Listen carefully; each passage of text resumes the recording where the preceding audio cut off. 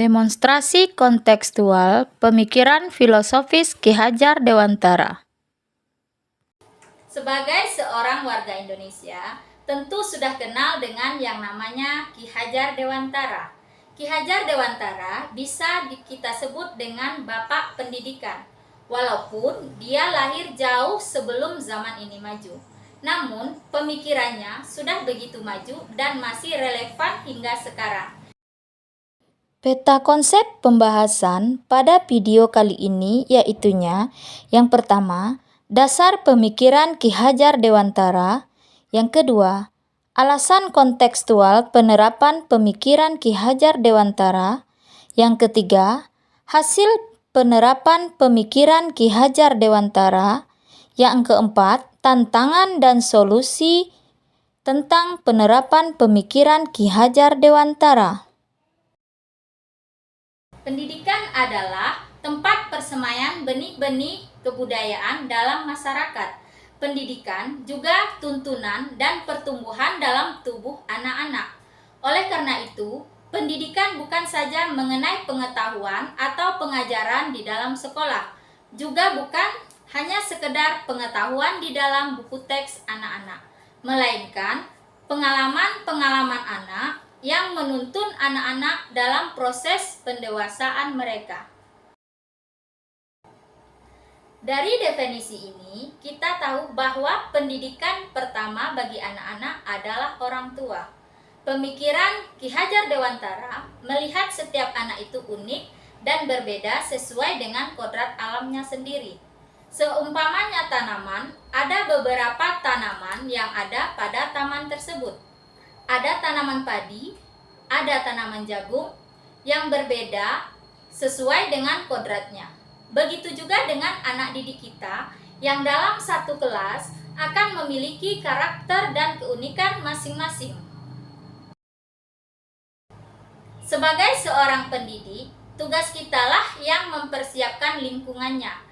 Kita tidak bisa mengubah kodrat anak, namun tugas kita sebagai pendidik, kita hanya bisa sebagai penuntun.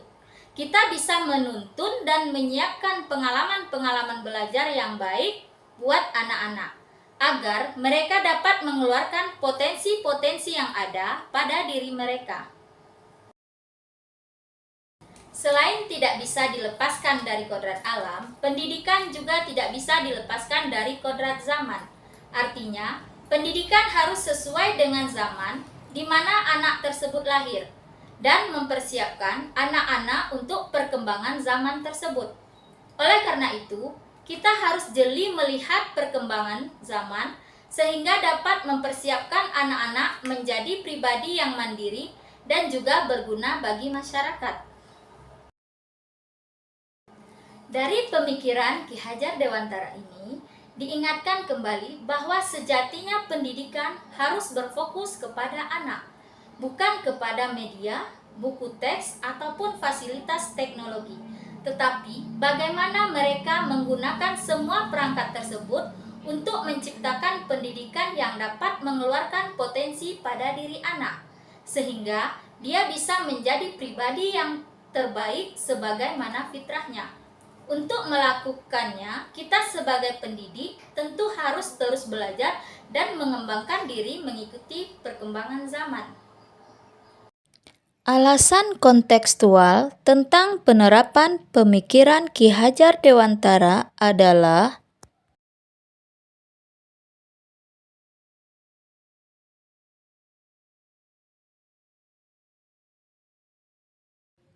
hasil penerapan pemikiran Ki Hajar Dewantara. Pembelajaran yang berpusat pada murid senantiasa berusaha memberikan fasilitas positif kepada murid.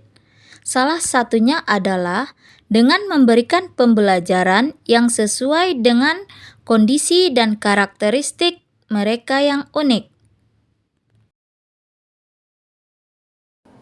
Kelas-kelas yang melaksanakan praktiknya sesuai pemikiran ini tidak akan membuat anak-anak bosan untuk belajar, karena mereka melakukan merdeka belajar untuk dituntun menjadi diri sendiri. Semoga pemikiran-pemikiran beliau tetap hidup dalam praktek-praktek pembelajaran kita, baik sebagai guru maupun sebagai orang tua, sehingga anak-anak kita tumbuh menjadi anak-anak terbaik dan bahagia. Nah, lanjut Li, baca Li. 7. Oke, siap. Pertanyaannya.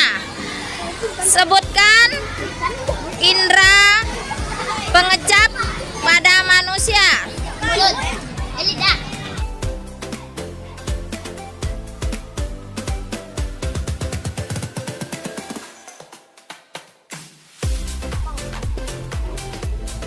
Berapa?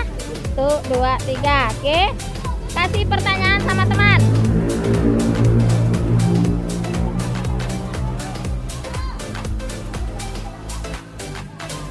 Oke, pertanyaan satu lagi dari Ibu. Sebutkan sifat dari cahaya. Tantangan dan solusi dalam menjalankan filosofi pemikiran Ki Hajar Dewantara, yaitunya tantangan yang pertama, penerapan pemikiran Ki Hajar Dewantara dalam pembelajaran belum maksimal. Yang kedua, ekosistem belum sepenuhnya mendukung. Yang ketiga, tenaga sumber daya manusia, yaitunya guru profesional yang kurang memadai.